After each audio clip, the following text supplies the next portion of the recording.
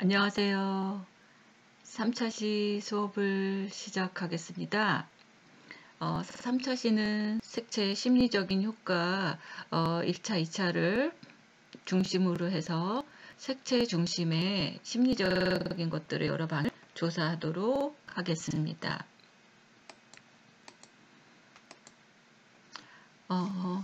이 목차를 보면 색채 치유가 있고요. 색채 심리학이 있고 브랜딩에서의 색채, 아동의 색채 심리, 기업 색채, 범죄와 색채 심리, 인류의 색채, 다채로운 역사, 색채 심리학과 문학, 이렇게 색채 심리에서는 여러 가지 효과들이 굉장히 많은 것이 있습니다. 그래서 이번 3차시 수업은 이 전반적인 우리가 그 1차시, 2차시에서 기초적인 것들을 배웠다면 이 색채의 심리에는 이 다양한 이런 것들이 있지만 거기서 대표적인 것들을 가지고 와서 어떤 것들이 있는지를 알아보는 시간을 갖고자 합니다.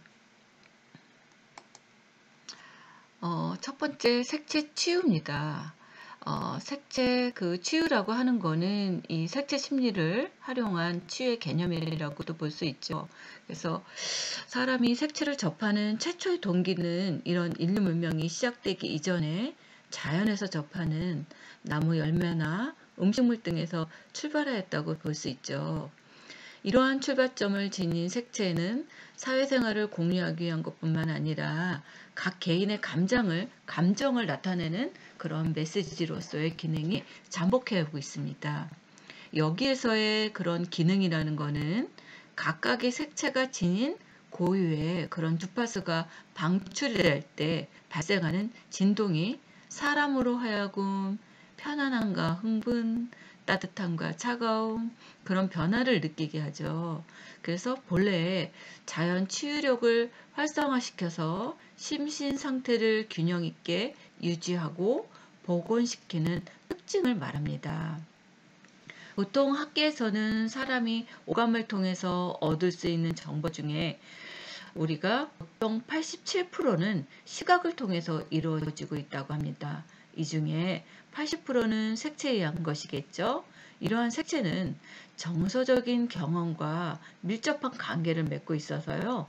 내면에 구축된 그런 정서를 표현하는 것과 무관하지 않다고 봅니다. 의학계에서도 색채가 안전 및 위생의 문제와 밀접하게 관련되어 있다는 점을 인식하고 있습니다. 이러한 관점에서 색채 심리를 근거로 한 색채 치유를 간단히 살펴보면 다음과 같습니다. 어떤 사람이 원하는 색채를 자유롭게 자율적으로 표현할 때 그 색채는 시각 중추를 통해서 뇌에 전달되고 여기에 상응하는 심리적인 반응이 발생하게 되죠. 이때 나타나는 색채의 상징성은 의식적이든 무의식적이든 그런 심신의 교감을 외부로 이끌어내서 외부와의 교류를 도모하는가 하면 시각적인 자극을 통해서 심리적인 부분의 영향력으로 사람의 우리 몸에요. 내부의 중추신경을 자극하게 되죠. 이런 자극들이 내면의 감각적인 심리적인 반응을 불러일으켜서 이것이 이 대뇌에서 이 생화학적인 반응이 수반되는데 이 몸의 혈액순환에 물론 이 벨타 엔돌핀이 증가되면서 면역 체계를 활성화시켜서 질병 예방 및 치료에 효과를 준다는 거죠. 이러한 현상들을 활성화로 연결시킨 이런 심신의 상태를 이해하고자 하는 것이 바로 색채 치유라고 할 수 있습니다. 그래서 어떻게 보면 이 심리학적에서는 이 색채 치유가 굉장히 많은 것을 알 수 있습니다. 또 이 색 하나하나를 보면서 어떤 사람들은 그 색을 보면서 더 기분이 정서적으로 안정되기도 하고 또 어떤 사람들은 그 색을 보면서 더 긴장감을 가지는 사람도 있고 또 어떤 사람들은 그 색을 보면서 혐오감을 가질 수 있는 그런 주관적이고 다양한 그런 것들이 있겠죠. 또 색채의 정서적인 반응을 이루는 요소들을 보면 어떤 색채를 보았을 때 머릿속에 문득 연상되어 떠오르는 것을 말합니다. 이러한 색채에 대해서 간단히 살펴보면 표현 가치가 높은 1차 색으로는 우리가 이제 빨강, 노랑, 파랑이 있겠죠. 그런 두 개의 1차 색들이 혼합된 2차 색인 주황, 녹색, 보라는 다양한 색만큼 내용이 풍부하고 분화되어 있습니다. 그리고 여러 가지 색으로 배합된 갈색은 토양, 영역이 표현하는 특별한 힘을 지니고 있죠. 그래서 색채 등급에서 표현력이 강한 극한치한 흰색과 검정은 빛과 어둠이라고 얘기하고요. 또 산과 죽음 등을 나타내기도 하고, 회색은 혼합되어 있어 미결정, 중립, 은폐를 상징하고 있습니다. 이러한 현상은 색채가 고정된 하나의 상징적인 의미를 갖고 있지 않고요. 긍정적인 영역과 부정적인 영역이 연합되어 있음을 말하는 것입니다.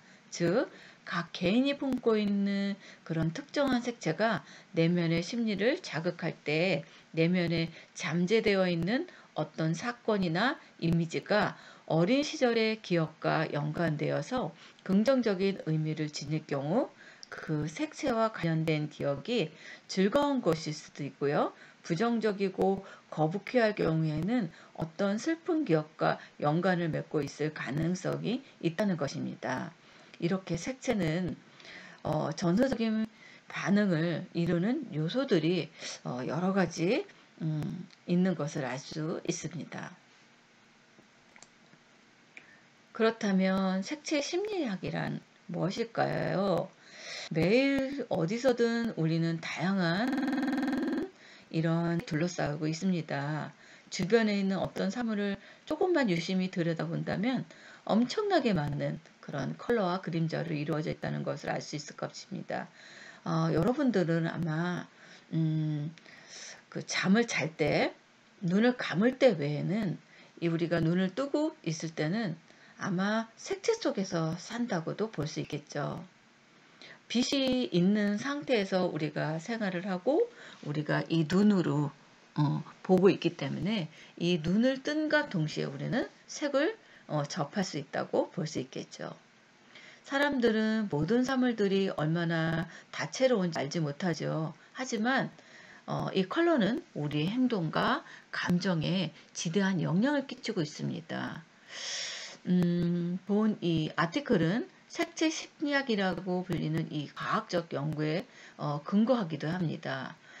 이 컬러의 의미를 정의하고 디자인을 할 때 적합한 컬러를 고르는 팁에 대해서 알아보도록 할까요? 우리가 색채 심리학이란 컬러가 인간의 행동에 미치는 영향에 초점을 맞춘 심리학의 한 갈래입니다. 중요한 것은 우리가 인지하지 못하더라도 컬러가 우리 마음에 영향을 준다는 점입니다. 우리의 눈이 컬러를 인지하는 순간 컬러는 분위기와 감정을 바꿔놓은 뇌 분비계의 호르몬에게 사인을 보내주는 그런 뇌와 연결되어 있다는 거죠.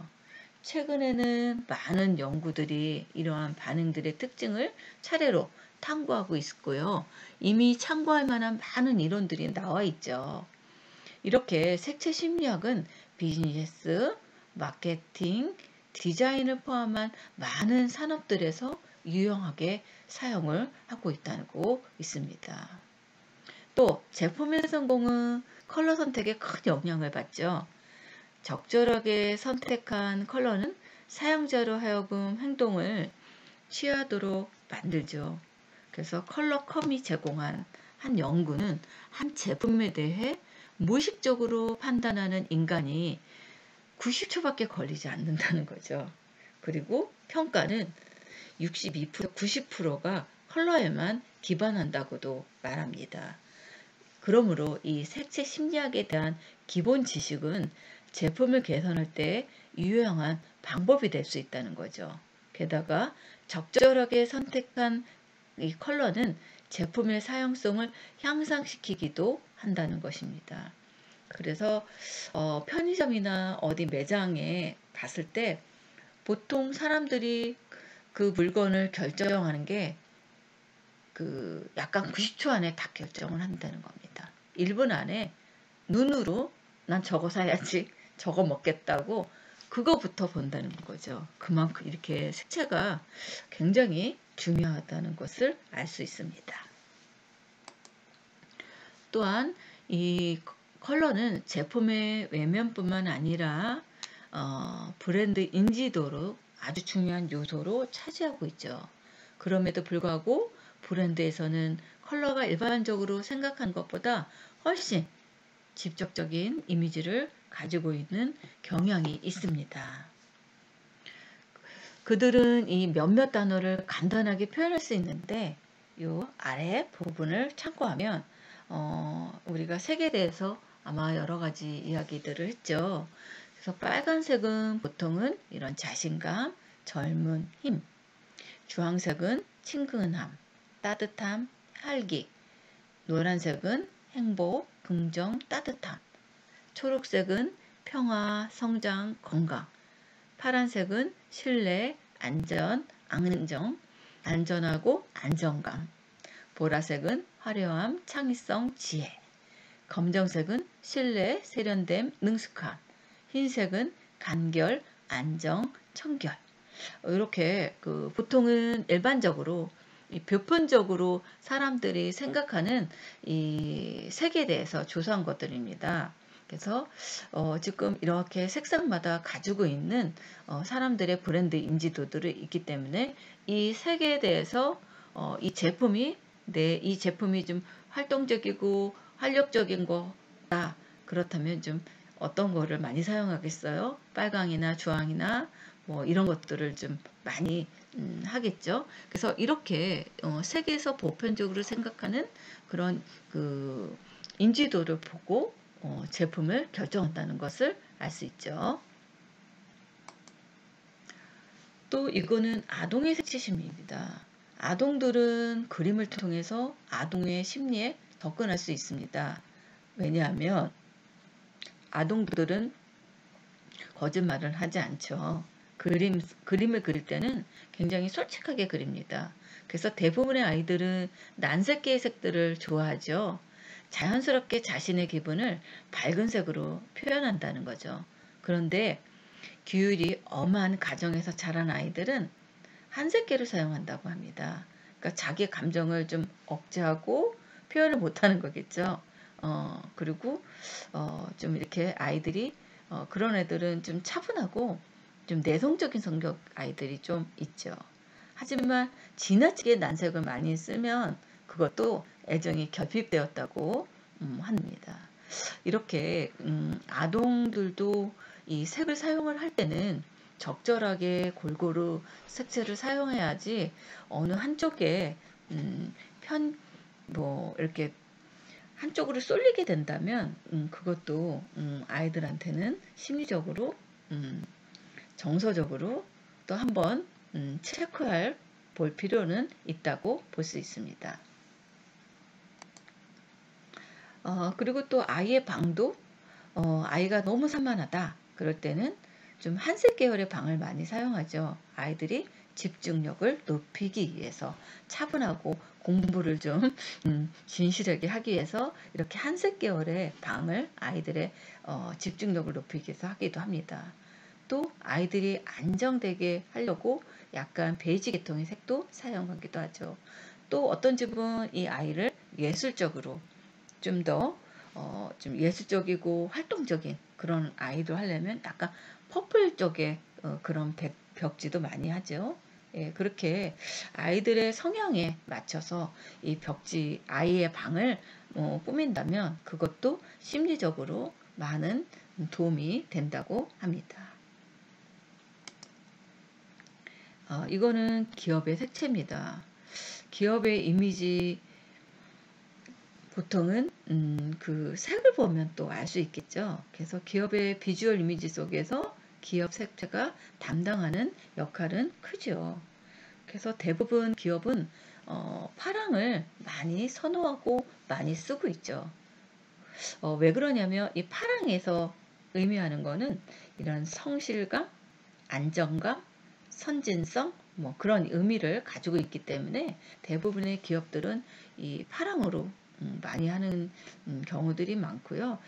최근에는 또 이제 파랑을 많이 안 하고 이제 기업들마다 그런 컨셉을 잡아서 많이 하지만 대부분의 기업은 이 파랑을 많이 좋아하기 때문에 과거에는 이 거의 다 기업들이 파랑, 초록 그런 것들이 제일 많았습니다. 예, 그래서 기업들은 파랑을 많이 좋아하는 것을 알 수 있습니다.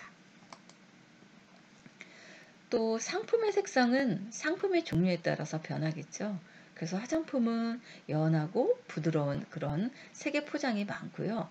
이 먹는 음식에는 이런 빨간색이나 오렌지, 노란색의 원색들로 해서 이렇게 맛을 돋구기 위해서 이런 빨간색이나 이런 난색계의 색들을 많이 사용하는 것을 알 수 있습니다.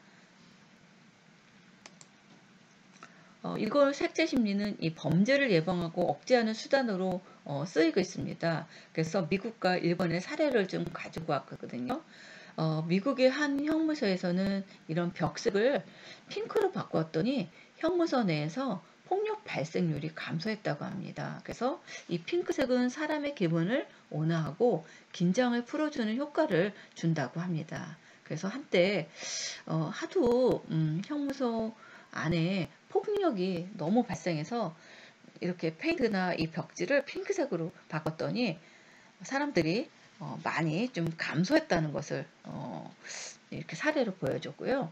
또 일본에는 이 상점가에 굉장히 그 도둑들이 많이 들었대요. 그래서 그 상점에다가 파란색으로 조명을 바꿨다고 합니다. 그랬더니 범죄율이 감소했대요. 그래서 이 파란색은 공격적인 성질을 억제하는 성질이 있다고 합니다. 그래서 미국과 일본 같은 경우에는 이런 사례들이 있는데요. 사실 이거를 토대로 해서 우리나라에도 몇 년 전에 한 지역에 하도 범죄가 많이 생기는 우범 지역에다가 이렇게 파란색 조명으로 골목길에 한 적이 있었어요. 그랬더니 한동안 범죄도 줄었지만 그쪽에 사는 주민들이 이 파란빛이 무섭다, 귀신 나올 것 같다 그런 그 민원들이 굉장히 많이 발생을 해서 그 빛을 다시 없앴다고 합니다. 그래서 이 색이라는 거는 이게 나라마다 이게 선호하는 색도 다르고 예방하는 색도 좀 다르다는 것을 알 수 있습니다. 외국이 그렇게 한다고 해서 우리나라도 따라하면 안 되겠죠. 그래서 우리나라는 이거를 시도했다가 민원의 발생들이 많아서 이거를 중지시켰습니다. 또 실제 생활 사례를 보면 이 스코틀랜드와 일본의 사례는 가로등이 파란빛을 뽑을 때 그 동네의 범죄와 자살률이 감소하는 것을 보여줬다고 합니다. 그래서 색채 심리학 학자들은 왜 이런 현상이 발생하는지에 대해서 알아봤는데요. 그것은 파란색이 가로등이라는 특이한 색이기 때문에 범죄자가 될 사람에게는 무언가 꺼진 것처럼 느끼게 되고 계획을 포기하도록 몰아붙였기 때문이라고 합니다. 그래서 파란색은 종종 경찰 출석과 연관되어 있기 때문이기도 한다고 해요. 그래서 대학 캠퍼스의 파란색 불빛은 비상, 전화박스를 연상하기도 하고요. 또 그것은 사람으로 하여금 더 조심하도록 만든다고 합니다.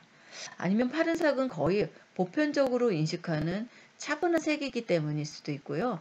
또 편안한 파란색 불빛 아래 걷는 것은 사람들을 더 붉거나 노란 톤의 가로등 아래 있을 때보다 덜 동요된 전심 상태에 놓이게 할 것이라고 합니다.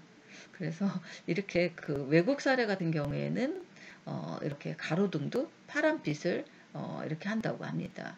우리나라 같은 경우에는 가로등이 무슨 색으로 많죠? 거의 백색으로 많이 하죠. 그래서 이렇게 나라마다 이렇게 가로등의 색도 다르다는 것을 알 수 있습니다. 다음은 이 인류의 다채로운 역사라고 했는데요. 언어가 색채 심리학에 어떻게 영향을 미치는가 그 얘기입니다. 고대 인류는 여러분이 보는 것 같은 색상을 본 적이 없다고 합니다. 사실 다른 지역의 사람들은 여러분이 이 색을 보는 것처럼 보지 않는 경우가 있대요. 그것은 생각할 수 있는 약간의 여행이 될 수 있지만 그것은 사실이라고 합니다.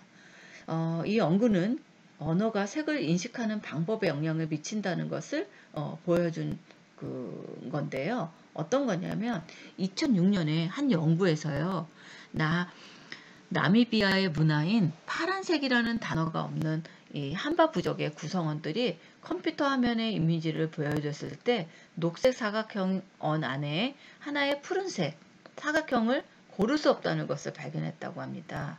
그래서 영어권 사람들에게는 푸른 광장이 분명하지만 연구 참가자들은 원 안에 또 다른 녹색 광장에 불과하다. 그래서 이 파란색을 구분을 못했다고 합니다. 흥미롭게도 영어 사용권자에게는 매우 가까운 음영에서 보이는 녹색 사각형의 원을 제시했을 때 한바 부족원들은 다른 사람들과 같은 색상이 아닌 하나의 사각형을 즉시 고를 수 있다고 합니다. 그들이 말하는 이런 언어인 이 한바는 우리가 녹색이라는 이런 분류에 많은 뚜렷한 그런 색상, 색조에 나타나는 단어들을 가지고 있기 때문이라고 합니다. 이 바다와 파란색은 우리에게 불가분의 것으로 느껴지는 것을 생각해 볼 수 있죠. 영어로 말하는 사람에게는 바다는 그저 파란색이다. 그렇게 이야기들을 할 수 있죠. 그 많은 언어에서 파란색의 이름은 다른 색깔보다 훨씬 늦게 개발이 되었다고 합니다. 그러나 이 호모는 그렇게 보지 않았습니다. 오디세이에서 바다는 다크와인 색상, 즉 꿀은 초록색으로, 양은 보라색으로 이 호모의 작품에서 색채 설명자로 파란색이 없는 것에 집착해 19세기 영국학자 윌리엄 글래스톤에 이어서 독일의 철학자 라자구스 가이어가 전 세계 문화권의 고대 문헌을 연구했다고 합니다. 그 결과 세계 문화의 고대 텍스트에서 이집트인만이 파란색이라는 단어를 가지고 있었다고 해요. 이집트들은 파란색 염료를 생산한 유일한 문화권이었기 때문에 이 파란색이라는 단어가 이집트에만 있었다고 합니다. 또한 이 글래스스톤과 가이거 연구에서는 인도에서 아이슬란드까지 이어지는 고대 언어에서 같은 패턴을 발견했다고 합니다. 그래서 최초의 색은 흑백만 있었다고 하죠. 다음으로 빨간색에 대한 언급은 텍스트에서 발견되었는데 텍스트에서는 노란색과 녹색이 관련된 단어를 소개합니다. 이렇게 언어에서 파랑은 공식적으로 인정된 마지막 색이었다고 합니다. 많은 언어에서 파란색의 이름은 다른 색깔보다 훨씬 늦게 개발이 되었다고 볼 수 있겠죠. 형형색색의 이런 도마뱀색 같은 보는 사람의 눈에 띄죠. 러시아의 사용자에게서는 파란색은 거기서 멈추지 않는다. 영어권 하자들이 밝은 색과 진한 파란색을 볼 때 러시아의 하자들은 각각 글리보이, 신디 두 가지 뚜렷한 색을 볼 수 있다고 합니다. 이렇게 색채의 연관성의 이면에 있는 심리학, 우리가 어떻게 여기에 왔을까? 연구원들은 흰색과 검은색 다음에는 붉은색이 거의 문화권에서 문화 언어로 식별되었을 색상이라는 것을 발견했습니다. 그러니까 옛날에는 이 색이라는 자체가 없었다고 볼 수 있겠죠. 그래서 흰색과 검정만 있었고 그 다음에 이제 붉은색이 나왔다고 볼 수 있겠죠. 그리고 붉은색 다음에 이제 초록 뭐 이런 색이 점차 이제 발전되는 것을 알 수 있습니다. 붉은색은 자연의 정지 신호다. 그렇게 얘기를 하죠. 자연에서 빨간색이 가장 중요한 색 중에 하나이기 때문이죠. 붉은색은 자연의 정지 신호, 화가 난 경쟁자의 붉게 상기된 피부색인데 마치 뒤로 물러나지 않으면 엉덩이를 걷어찰 거야. 빨간색을 구별할 수 있다는 것은 경고 표시뿐만 아니라 잘 익은 바로 먹을 수 있는 과일의 색, 우리 생존에 매우 중요했기 때문에 조상들은 수백만 년 전에 그것을 보는데 필요한 이런 망막세포를 진화시켰다고 합니다. 모든 동물이 영장류의 빨간색을 보는 것처럼 빨간색을 볼 필요는 없다. 그래서 어떤 동물들은 우리가 보는 색의 범위를 보는데 눈 구조를 발달시키지 않았습니다. 그래서 개가 생명이라는 사실을 들어본 적이 있죠. 개들은 모든 사물을 흑백으로 보는 것은 아니라는 거죠. 개를 포함한 많은 포유동물들이 우리가 보는 것보다 더 흐릿하고 낮은 대조를 본다는 거죠. 이렇게 우리 사람의 눈은 개를 이렇게 볼 수 있지만 개들은 사람들을 이렇게 보지 않는다는 거죠. 그래서 다른 동물들은 그들이 살아남기 위해서 그들이 봐야 할 색을 보기 위해서 눈 구조들도 각각 다 다르다는 것을 알 수 있습니다. 예를 들어서 새들도 마찬가지입니다. 사람들은 새를 이렇게 보지만 새들은 이렇게 그 사람들을 볼 때 이런 식으로 색을 좀 다르게 본다는 것을 알 수 있습니다. 이게 눈의 구조가 바뀌기 때문에 사람의 눈과 이 짐승, 새들 이 눈들의 구조가 다르기 때문에 같은 색을 보더라도 다르게 본다는 거죠. 사람은 삼색신이라고 한다면 이런 그 새들은 오색신이라는 구조가, 그러니까 눈의 구조가 다르기 때문에 색을 다르게 본다는 것을 알 수 있습니다. 그리고 이런 사마귀, 새우 같은 면막 동물들도 우리가 상상할 수 없는 방식으로 세상을 보기 위해 진화해 왔습니다. 그래서 우리가 지금까지 파악한 가장 복잡한 눈을 가진 갯가재 같은 경우도 자외선을 볼 수 있을 뿐만 아니라 다른 색의 자외선을 볼 수 있다는 거죠. 그래서 갯가재 관점에서 세계가 어떻게 보는지 보시기 바랍니다. 사람은 이렇게 본다면 이런 그 새우나 사막이나 이런 갯가재 같은 경우에는 이렇게 색을 본다는 거죠. 좀 다르게 본다는 것을 알 수 있겠습니다. 다음은 색채 심리학과 문화입니다. 빨강, 녹색, 갈색 같은 몇몇의 색의 연관성은 그들이 자연에서 어디에서나 나타나고 초기 사람들에게 무엇을 의미하는지 살펴보겠죠. 그렇다고 해서 검은색이 사치스럽게 느껴지는 이유나 노란색이 왜 재미를 느끼는지 설명이 되지는 않습니다. 어떤 연관성은 자연보다 문화에서 오기 때문에 색 연관성이 모두 보편적이지도 않고 색의 의미는 나라와 문화에 따라서 크게 달라질 수 있다는 거죠. 중국과 인도에서도 흰색은 죽음과 연관되어 장례식에 쓰이고 있죠. 서쪽은 검은색, 마찬가지로 미국에서도 노란색이 재미있고 행복한 색이지만 일본에서는 그런 용기의 색으로 쓰기도 합니다. 이렇게 나라마다 색의 연관성은 각각 다르다는 것을 알 수 있습니다. 서양 문화에서는 이렇게 노란색은 명랑하다 쓰고요. 오늘날 녹색은 자연과 성장을 상징하죠. 18세기에는 이 초록색이 도개색이었습니다. 한 색상의 문화적 연관성도 시간이 지남에 따라 변화하는 것을 알 수 있죠.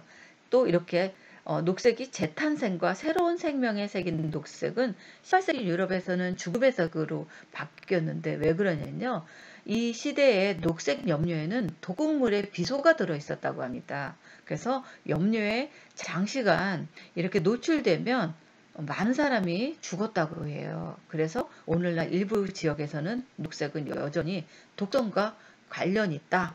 그렇게 서양에서는 아직까지도 그렇게 쓰는 나라들이 있다고 합니다. 사실 우리나라에도 이 녹색을 옛날에는 좋아하지 않았어요. 이게 이제 웰빙이라는 것들이 들어오면서 이렇게 그 녹색을 초록을 좋아하게 되었죠. 예, 이렇게 해서 수업을 마치도록 하겠습니다. 감사합니다.